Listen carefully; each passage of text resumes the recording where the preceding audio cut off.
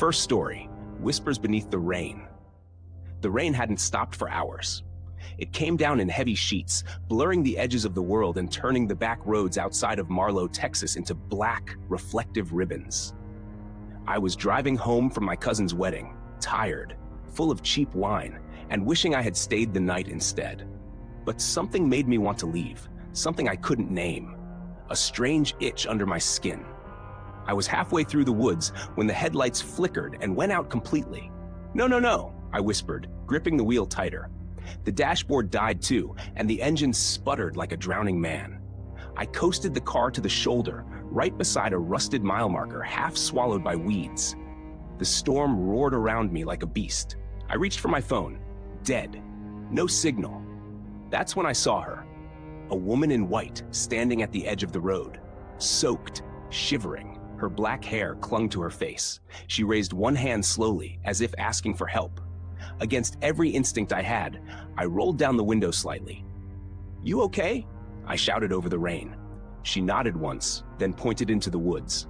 I squinted in the direction she was gesturing, but saw nothing. "You want a ride?" She didn't answer.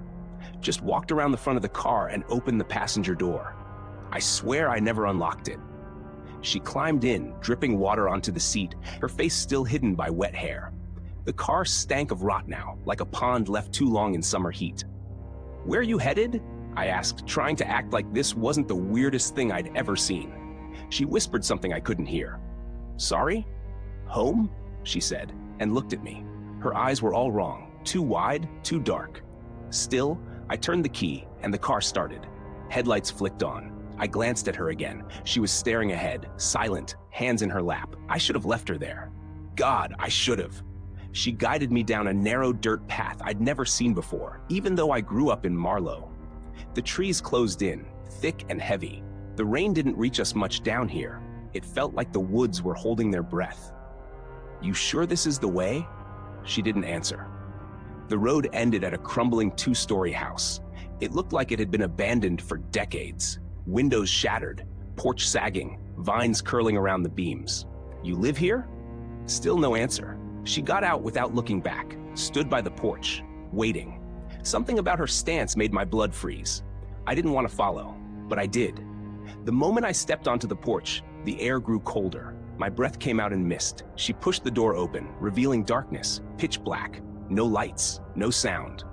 "You live here?" I asked again, my voice trembling. She turned, smiled. Her mouth was filled with water. It spilled down her chin, over her dress, onto the floor. Then she vanished. I staggered back, tripping over the threshold. The door slammed behind me. I was alone, but not really. Voices rose from the walls, soft at first, whispers in the rain, then louder, screaming, pleading. "Help me," someone sobbed. "He drowned us all." I ran. Room to room, no windows, no exits, just rotting wood and water seeping from the walls. In one room I saw them, bodies floating mid-air like puppets, hair drifting, eyes open, mouths wide. One turned to me. "You brought her back," it said. "No, I just gave her a ride." She needed a soul to return. "Yours." Something snapped behind me. A rope? A wet thud? I ran for the door. It wouldn't open. My hands were soaked. Blood? Water? I heard footsteps, slow, heavy. I turned. It wasn't the girl anymore. It was something wearing her face, stretched over a too tall figure, limbs too long, mouth hanging open, water pouring out like a river. She opened her mouth wider. The sound was like drowning. Then everything went black. When I woke up, it was still raining. I was in my car, parked beside the same rusted mile marker. The clock said 3:07 a.m. I was alone. No sign of her. But the passenger seat was wet, and the floor was covered in mud. I made it back to town, told no one. But sometimes when it rains, I hear knocking at my door, and whispers, asking for another ride home. Second story, the rain that wouldn't stop. It started with a whisper against the window pane. I remember the date clearly, October 30th. I had just moved into my late uncle's cabin deep in the forests outside of Ellensburg, Washington. The place was isolated, hugged by pine trees, and swallowed by hills that blocked out the distant glow of civilization. I'd come to finish writing a book, hoping the silence would help me focus. But silence can play tricks. And that night, it did more than whisper. Around 6 in the evening, the rain started. A steady, cold drizzle tapping gently against the roof, nothing out of the ordinary. I poured myself some coffee and sat by the window, watching as the forest faded into a watery blur. The signal on my phone dropped to 0. No Wi-Fi. Just me, the woods, and the rain. By 8, the rain had turned violent. It wasn't just pouring. It was attacking. The drops slapped against the glass with such force I thought it might break. Wind screamed like a banshee through the trees. The cabin creaked and moaned like it was remembering old pain. I tried reading, but the storm wouldn't let me. It demanded attention. Then came the knock. 3 slow, deliberate knocks at the front door. I froze. No one knew I was here. I hadn't told a soul. My uncle had passed years ago, and this cabin wasn't on any map I knew of. My heart thudded against my ribs. I stood up quietly and approached the door. The rain masked any footsteps that might have led up to it. I waited. Another knock. Slower this time. Closer. I swung the door open. No one. Just the endless downpour and black woods beyond. I stepped out, rain instantly soaking me, and looked around. Nothing but the storm. But as I turned to go back inside, I saw them. Wet footprints leading from the woods to my porch. Bare footprints. Human, but there were no prints leading back. Only toward me. I shut the door, locked it, bolted it. Then I turned around and screamed.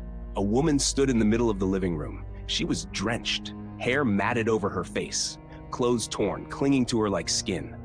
Her eyes were wide, unblinking, as if she'd been staring into something terrible for too long. And she didn't say a word, just stared. I stumbled back, knocking over a chair. "Who the hell are you?" Still nothing. Then slowly, she lifted her arm and pointed at the ceiling. Water dripped from the beams. I followed her gesture with my eyes. On the ceiling above the couch was a growing black stain, wet, pulsing. The lights flickered. When I looked back down, she was gone. I called out. No answer. I grabbed a flashlight and ran room to room, but the cabin was empty. I tried the front door, still locked. Then came the whisper. It wasn't the wind. It wasn't in the walls. It was inside me. "You shouldn't be here."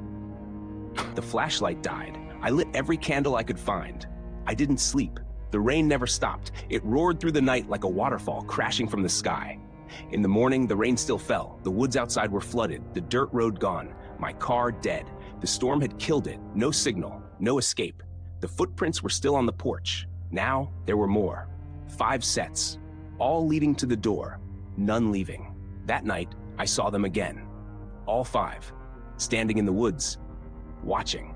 Faces pale, soaked, expressionless. A man missing his jaw, a child with hollow eyes, a woman with half her face caved in. They didn't move, just stared. I shut every curtain, every blind, but the whispering never stopped. You brought the storm. The 3rd night, the rain was deafening. I heard thuds on the roof, crawling, scraping. I saw handprints appear on the foggy glass from the outside, long, wet fingers. Then I saw her again, inside, walking toward me. She opened her mouth, and water poured out. Not dripped, poured, like a faucet turned on full. Her eyes bled black tears. "I warned you," she said. Her voice was water. "You took what wasn't yours." That's when I remembered. My uncle's journal, the one I found hidden in a floorboard. It told of a ritual, a sealing, something that had been done to keep the rain spirits at bay. My uncle had locked them in with blood and fire. And by entering the house, by disturbing the floor, by reading the words, I had broken the seal. The rain would never stop. The house shook violently. Water gushed from the walls. The floor split. Hands, pale, wet, rotting, reached from beneath, grabbing, pulling. I fought, screamed, climbed onto the table as the room drowned. The last thing I saw before the water swallowed me was the woman's face inches from mine. "You belong to us now." They found the cabin weeks later, or what was left of it. It had collapsed into the mud. No bodies, just that journal. Still dry, still open. One page was missing, the one with the seal. 3rd story, Whispers Through the Rain.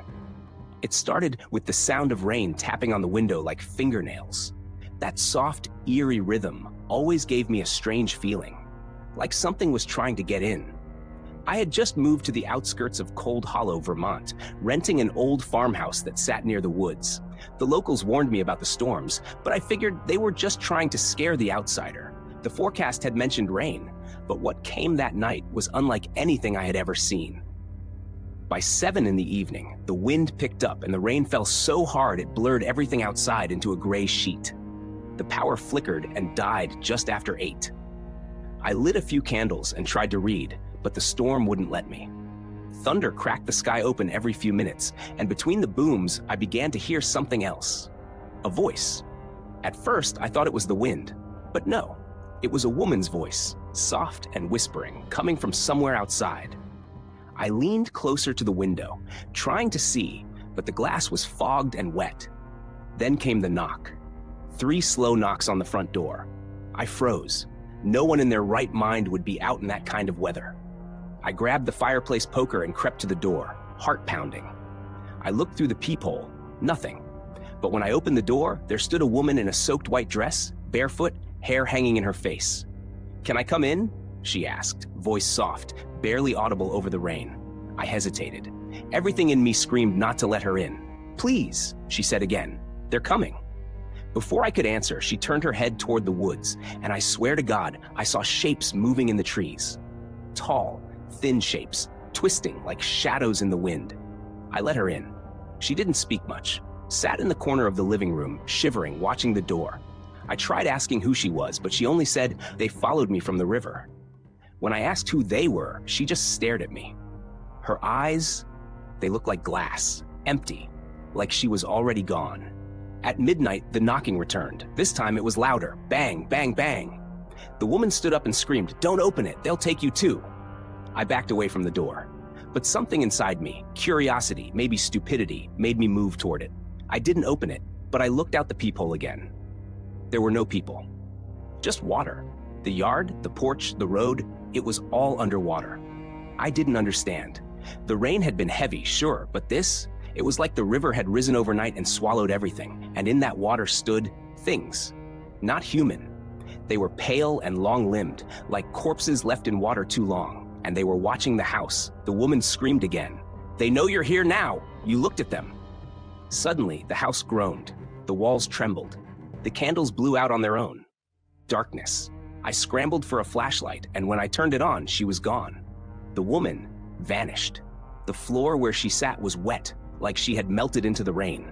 That's when I heard the basement door creak open. I hadn't opened it. I never even used the basement. Slowly, I stepped toward it. The flashlight flickered, then died. I stood in the dark, hearing water drip somewhere below, and then breathing, wet, right at the top of the stairs. I ran. I don't even remember grabbing my keys. I bolted into the rain, barefoot, screaming. The water was up to my knees, cold as death.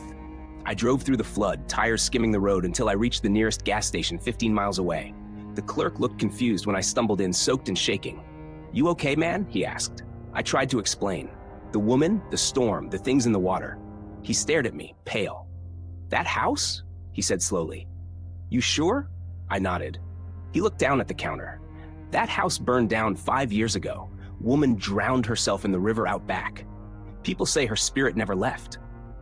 I didn't go back, but the rain followed me. Every time the sky darkens, every time the wind picks up and the rain begins to fall, I hear her, knocking, whispering, asking to come in.